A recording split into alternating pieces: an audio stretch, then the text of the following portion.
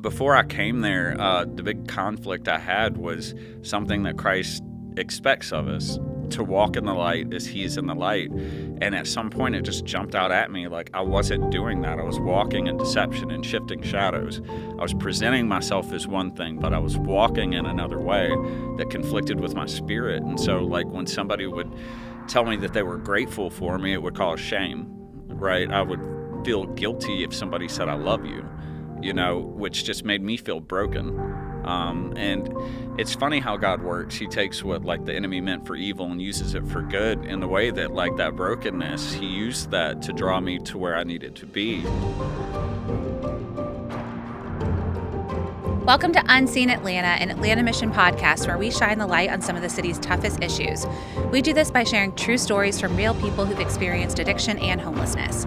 We're also going to bring you subject matter experts to give some context to these issues. I'm your host, Rachel Reynolds. And I'm Jonathan Miller, your co-host. And today we have a very special episode for you.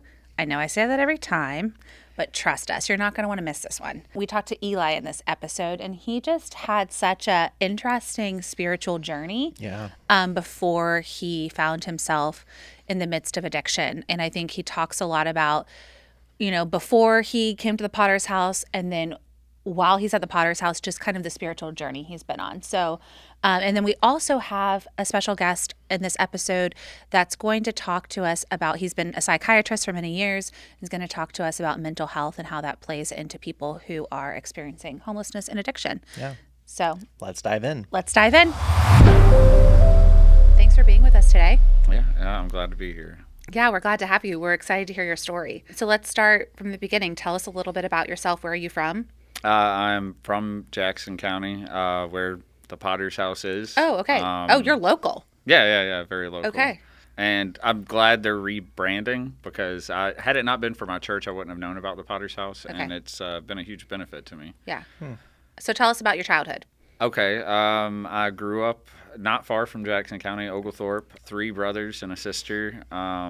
We ended up moving to Jackson County when I turned about 10. Okay. I stayed in church quite a bit. It wasn't really like a necessary thing. It wasn't something we were forced to do. But in my teenage years, it's something I kind of clung to. But more for like the social aspect of it, I guess. Sure. Yeah. So the foundations were there to an extent, but as I became an adult and you enter into the world on your own, shaky foundations kind of give way. Yeah. And so I kind of went that way, even though the foundations were still there. And then moving through my 20s, I kind of went on a spiritual journey, I guess, looking for different belief systems, just sort of. In your 20s? Yeah, feeling out like really how the rest of the world believed. Not really to look for a different belief system, but really to try to figure out why different cultures believed the way they believed, I guess. So you're doing all this research like online, or how was this? Old bookstores. Yeah. You're giving me the old bookstore vibe. Yeah, right. So I liked finding all this different stuff, and I got into yoga and all sorts of different just practices. Okay. Invited stuff in I didn't really know that I was inviting in through different relationships. I dated a few girls who were in the occult. Yeah, it was pretty weird. Side note. Yeah, it was pretty weird. During this time period, I kind of drank on and off a little bit. Okay. I never really thought that I had like an issue with it in any way, but when tragedy struck, that's when it really found its foundation. My brother passed away when I was about 28. He was in a car accident. And older, younger? Older. Okay. And we were really close. Most of my siblings I'm not super, super close with. But when it came to him, we were very close. And so he had a small stroke. Driving his car, no seatbelt. He ended up on life support for about a week and a half. And when he passed, they asked if I wanted to be there, and I couldn't. I just couldn't do it. So the hour that I knew that they were going to do it, I started drinking, and I stayed held up in my friend's sort of garage workout area for about 2 months, just drinking straight on FMLA, leave from work. And then after that, I went back to work, and it would be sporadic. I would drink on these vendors, and I didn't really understand why until after coming to the Potter's house and really working through stuff. Yeah.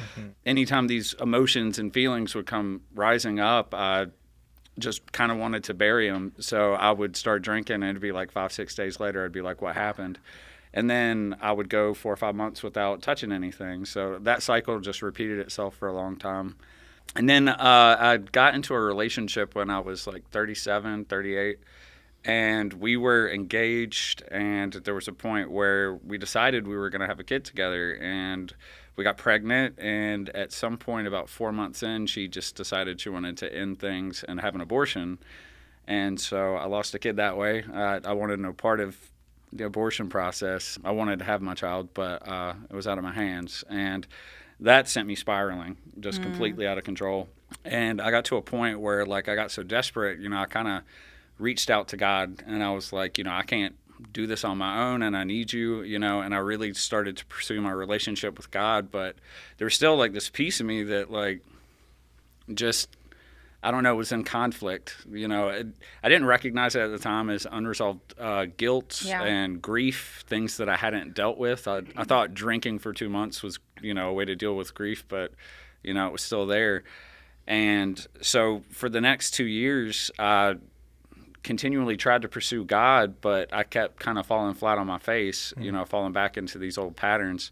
And I'd started not really a podcast, but sort of a verse of the day thing on YouTube. And I did it so that I could get closer to God. I didn't know that it was going to be effectual in actually helping anybody else in any way.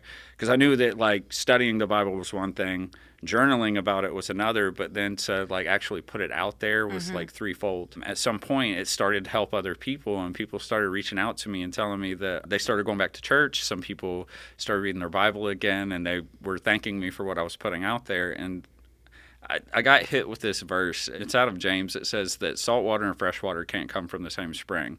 And that just kept hitting me over and over and over again, that at some point, the life that I'm actually living and what I'm putting out there are in conflict with one another, and that the testimony that I have is going to be affected by that, and the people that are affected by it, may be affected in a negative way. So I knew that I needed to get help, and it became apparent in my life that I needed to pursue some sort of recovery.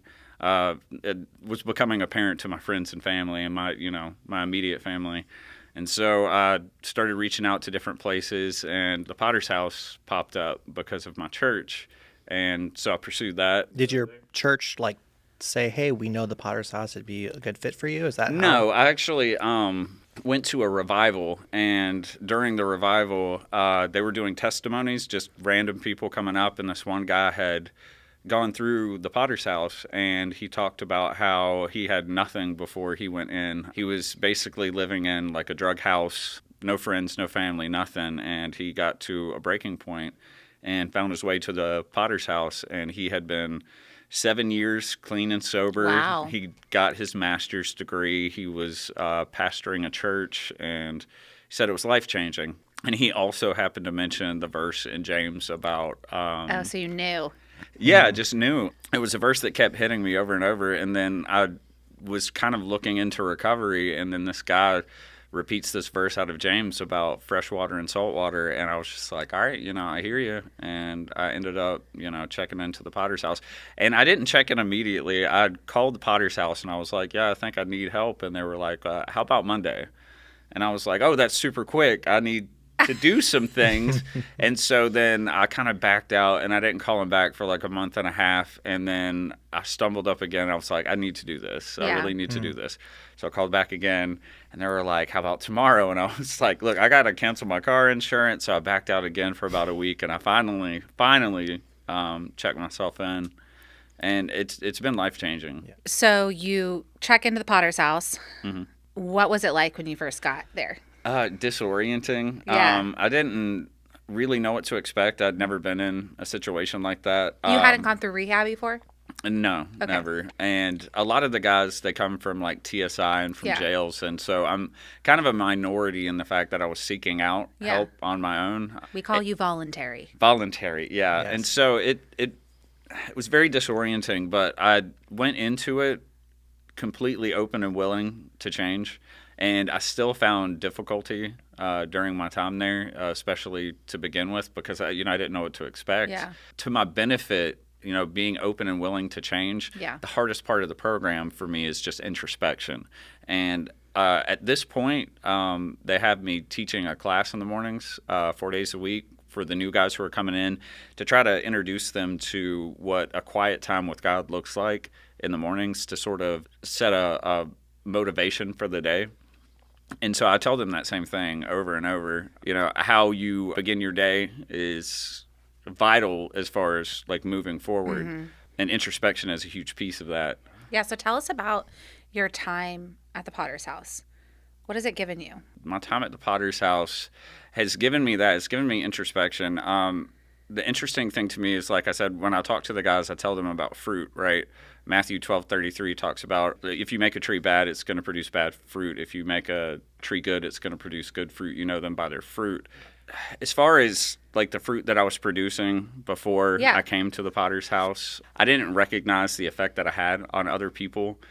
And even now, with producing better fruit or good fruit, I had a guy come up to me the other day after one of the classes, and he says to me, I appreciate your consistency.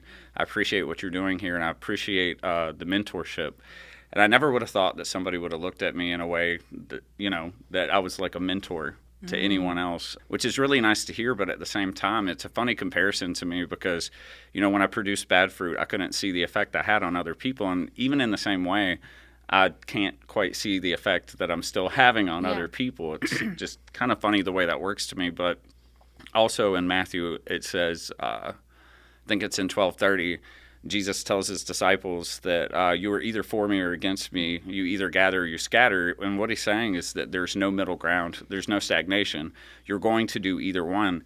And before I got to the Potter's House, I didn't know the difference. And now I do. So what the Potter's House, I would say, has given me so far is an ability to see that I am effectual.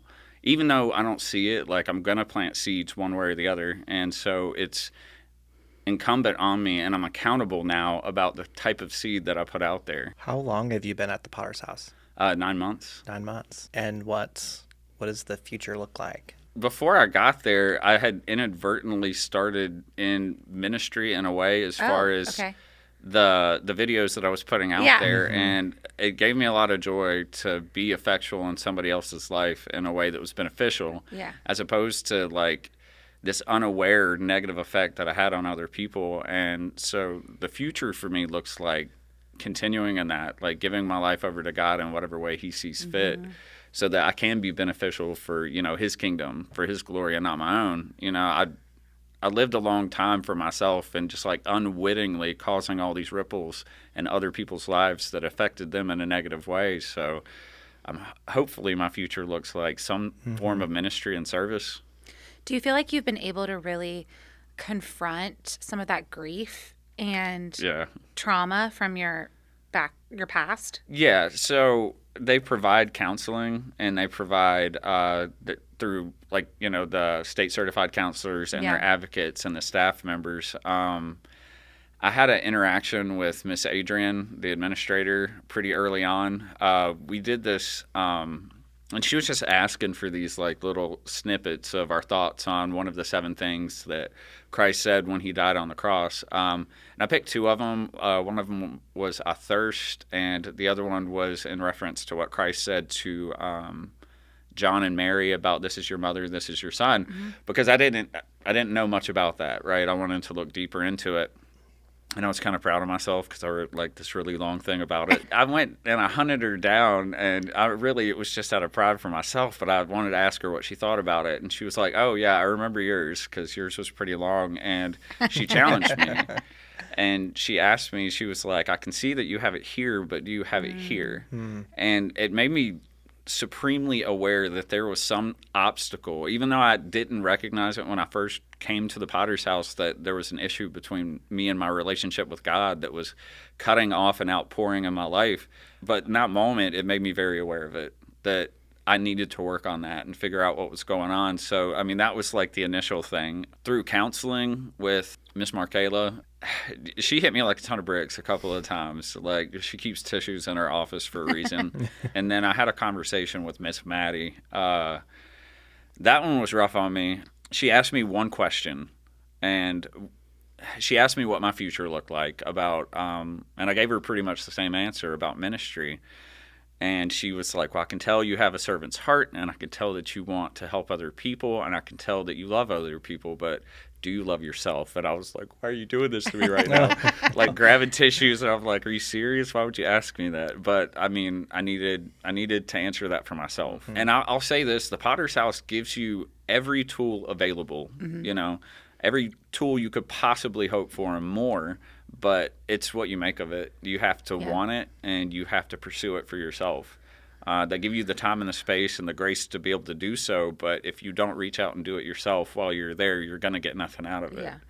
And fortunately for me, you know, like I hit a wake-up call at some point that, you know, said, hey, it's time to make a change. Yeah.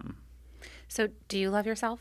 Yes, a lot, actually. I didn't when I came into the Potter's House, like, because there was this conflict between like how I was living and what I was putting out there, what I was trying to purport. You know, I wasn't walking in what I believed.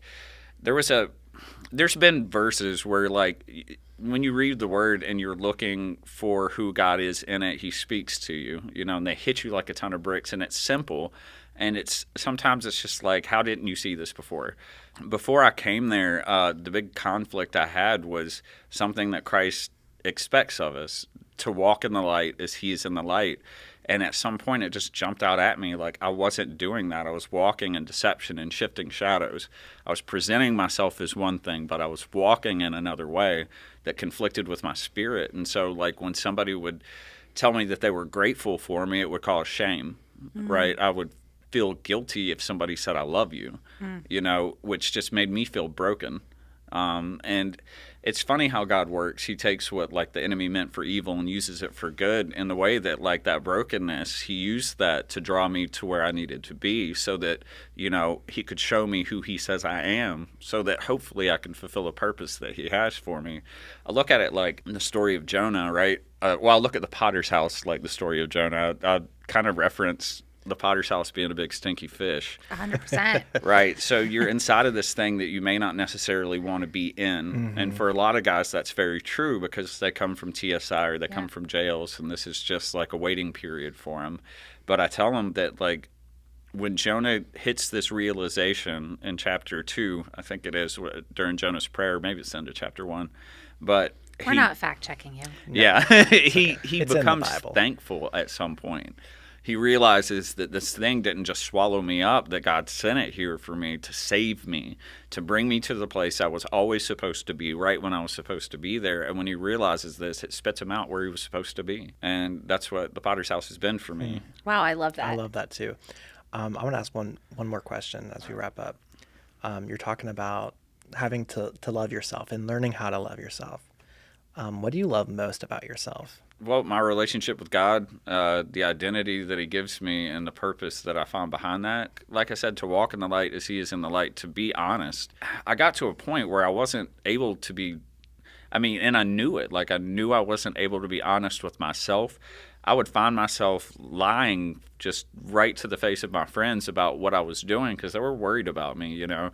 It wasn't like I was running around doing like crazy things, but they knew through the isolation that there was something off, and I would hear myself. It was almost like I was outside of myself, lying right to their faces. And I love that like now I can be honest, not just with myself, but the people I can care about. And on top of that, like being able to be effectual in other people's lives in a positive way. I love that a lot. Yeah. Well, thank you so much, Eli, for sharing your story. You. I feel like you're a really cool guy. Thanks. Yes. I'm like, he's like a jack of all trades. It feels like you got a lot of cool things going on. But I think just we've heard so many people talk about loving themselves is so important, and how hard that is, but how that's such a key piece in the recovery process and just in life in general. Yeah. Right. So I'm excited to see where you end up and to see what you do. And we are going to come up next with a subject matter expert to give a little more context to Eli's story. So keep listening. Hey everyone, I hope you enjoyed that story. It was so amazing. We are going to go into a segment right now where we talk to a subject matter expert to give us a little more context from that story. So we'd like to bring in Dr. Tumeh. Hey, how are you? Good. How are you? Good. We'd love for you to introduce yourself and tell everyone what you do. Yeah, like you said, I'm John Tumeh. I'm a psychiatrist here in Buckhead, and my practice focuses on adult, mostly outpatient psychiatry, so 18 and older. Do a lot of mood disorders like depression, treatment resistant depression, and some new interventional psychiatry, things like ketamine for depression, things like what we call transcranial magnetic stimulation for depression.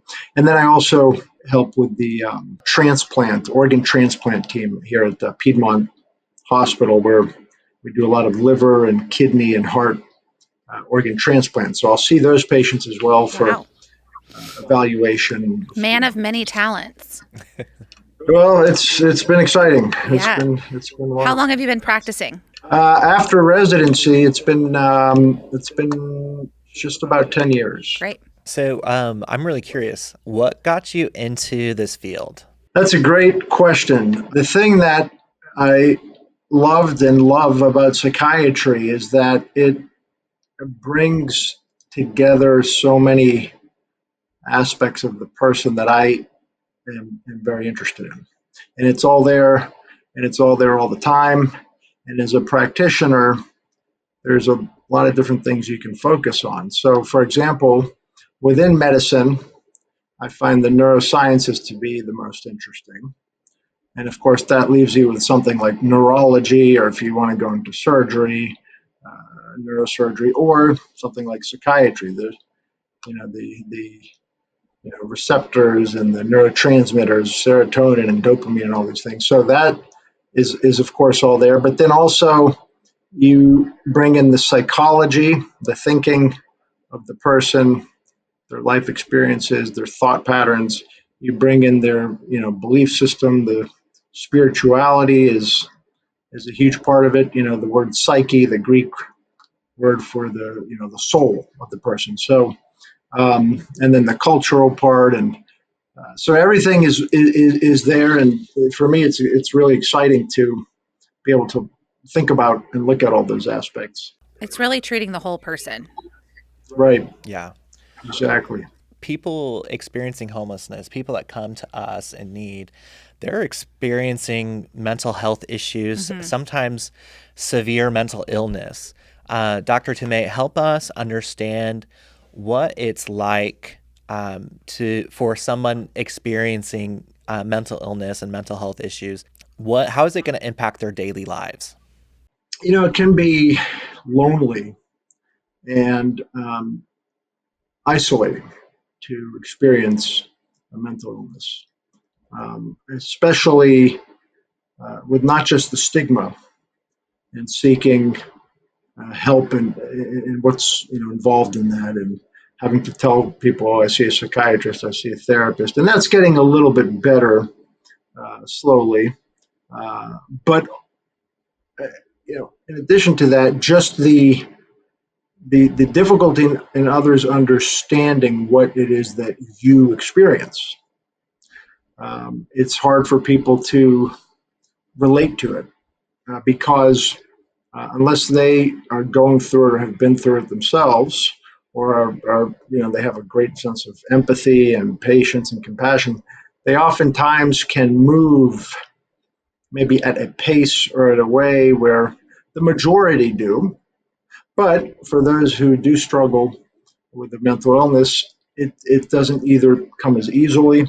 The complexity of the brain and the fact that we really still are trying to decipher the causes, the etiology of these illnesses is does not make it easier to be able to relate to others and to share experiences, like talking about maybe traveling somewhere and having food poisoning. A lot of people could relate to that and share stories, but if you start talking about panic disorder, and I don't mean panic attack, but panic disorder or substance use disorder or OCD or psychosis, you know, the majority cannot directly relate to that. Yeah, I mean, that really strikes me. I don't know what I expected your answer to be, but I don't think I expected loneliness and Yeah. isolation. And we talk a lot about community and the importance of community here Yeah. for our clients, and that's a big part of recovery. It's a big part of re-entering society and the community. So thank you for sharing that. And part of our mission really is to drive greater understanding and empathy amongst our listeners and help us understand what are some common misconceptions or myths around mental illness and mental health that we commonly hold. A lot of the times we will think that something that comes easy to us should be easy for everyone.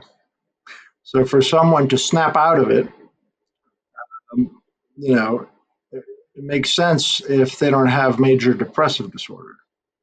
But when they're talking to somebody with depression, it's really not that easy at all. The myth that this is by choice. Well, it's easy. It's so easy for you to snap out of it. It's so easy for you to stop worrying. Why are you always worrying about this?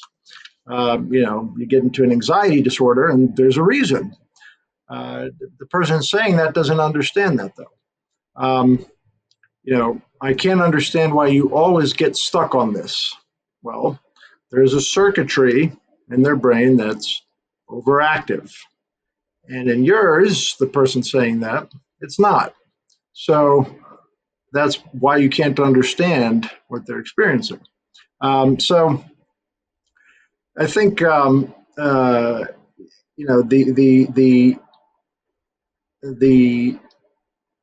idea that this is so easily under one's control and that they just don't want to make a change, and that if they only just made these simple modifications, everything would be fine, is very simplistic and naive. Well, and that's so interesting because that's what we hear with homelessness is just give them a job, give them a place to stay. That's right. It oversimplifies it, but there's so much going on under the surface with trauma, mental illness, addiction, whatever it is. Homelessness in and of itself is a trauma. And so I think that's such a great parallel is like, I think so many people and so many of our listeners can understand what it's like living with some sort of mental illness and how it's not these simple fixes. And I hope that they see that with homelessness, it's the same way. It's not just give them a place to stay, give them a job, and it will all go away. I'm imagining maybe some of our listeners are like, hey, I know someone who may be experiencing mental health issues or mental illness. What would you say to that person if they're asking, hey, what can I do? I don't understand. I know something's going on. How can I best support my loved one? Well, I think that's the key. Is the loved one part of it is love and compassion, empathy. We talk a lot about empathy. The way we in the field define it is the ability to see it from their perspective, to experience it the way they experience it. The more the loved one knows, I think, about the situation, about the illness, the better. Because they learn over time, what are the sensitive areas? Where can I where do I need to be more cautious and not push too much? What are trigger points? How do I talk about this subject? How do I not talk about this subject? I'm always encouraged when I see parents of somebody come in and they want to just learn themselves. And we have great, organizations, NAMI and AMI, the National Alliance of Mental Illness. That's obviously a big one, but groups like that where they work to educate the families. So I think education, compassion, patience. But another thing I would say that is often neglected, and this goes back to stigma, but a generational thing, is to work on yourself. If you're a parent, if you're a sibling, if you're a colleague, whatever, you've got a very strong influence on that person. Now, just as I was saying that the more they know the better, and the effect they can have. If they've got their own baggage, so to speak, and they haven't worked on it, that's also going to show up, say, in the children. So as much as I get encouraged when I see the parents come in and want help, it can be frustrating to see the parents sometimes who don't have, let's say, the insight or the awareness into their own condition. How are they um, not helping their child by acting in such an anxious way all the time? They're telling you, oh, my daughter's got so much anxiety, she always worries, and oh my gosh, and what is she going to do? And this, and then she'll, right in front of her daughter, she'll be exhibiting the very same type of pathology. And you can see that, okay, mom has a lot of work to do as well. And we've studied these things, by the way, looking at the effect that the parents' treated anxiety has on the child, and untreated levels of anxiety and depression, and how that can affect the child. And it's not good. So I think being open to that, don't be defensive. The idea when you're bringing in a loved one, especially a loved one who maybe will not show up after, I often then try to bring it back to that person and saying, okay, how can we work with you? You're the mom here. You're the brother here. You're the person they're living with. You're really struggling, and they're just telling you they're not going to come back in. So what do we need to do with you? And there's a lot there. If we turn and look within and do some introspection, we can see there's a lot there to deal with. What about parents or loved ones who enable? Why do they enable? What's their fear? They have a fear. Well, let's talk about that. And if they're willing to, that can be huge. It's usually not the case where they're coming in like that. And that's we've talked to so many of our clients, whether they're up at our addiction recovery center downtown, and they talk so much about in our program, the thing that's hardest to confront is themselves, and how it's something we don't confront is ourselves. We don't take that mirror and turn it around and look at ourselves. And I mean, when I'm talking to them, I'm encouraging them too. I'm like, not everybody needs to do that. Everybody needs to learn to love themselves, look at themselves, have some introspection on themselves. And just because you ended up at a homeless shelter doesn't mean there's not so many other people who are dealing with this who aren't in a homeless shelter. And so it's really interesting to hear you say that. I think that's such a unique thing about our program is that it says, okay, the first relationship you need to have is with yourself. Before you can have relationships with anybody else, we need to do this. And that's, I think in our society, like you're saying, I hope it's taking a generational shift, but in our society, that's not something we typically talk about. And so it's cool to hear you talking so much of what you're saying is paralleling all the stories that we're hearing. It just is a reminder. It's a reminder over and over to me that we are more alike than we are different. And our circumstances oftentimes divide us and put us into categories of us versus them, but we're really just all humans at the core of it. And so I think that's what I'm reminded of, and I hope that our listeners hear from this is that, like, whether you're homeless, whether you're, a patient that you are seeing, we all have so much in common, and these are all things that are affecting all of our lives. That's right. No matter what the external circumstances are. Yeah. Thank you, Dr. Tumeh, for spending some time with us. I think it's so important for our listeners to be educated and to start learning. And I hope this time spent with you is just the first step towards learning and greater understanding, and that'll lead to greater empathy.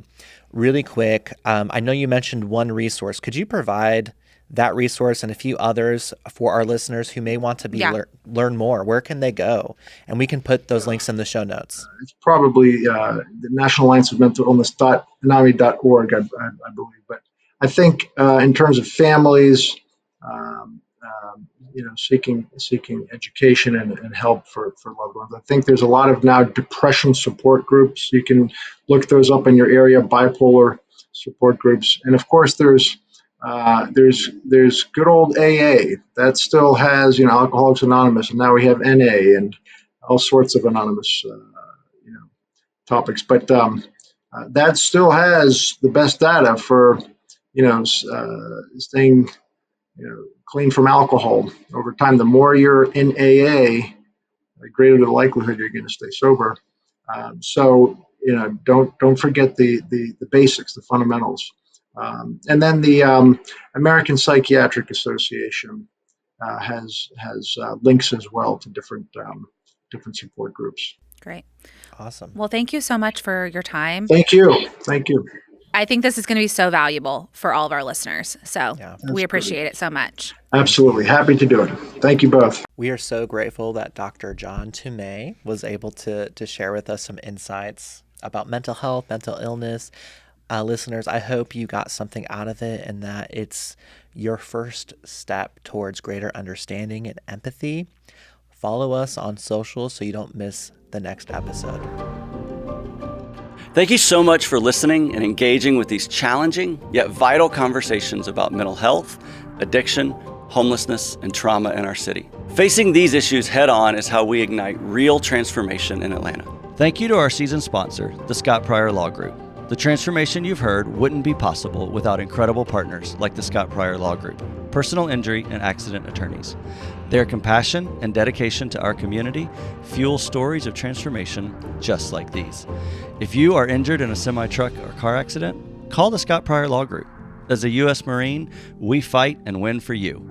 Our clients are family for life. We handle all types of injuries. You focus on healing, and we handle the rest.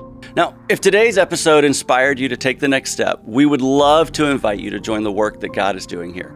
There are two really impactful ways for you to get involved. First, you can give financially to help us continue the work you heard about today.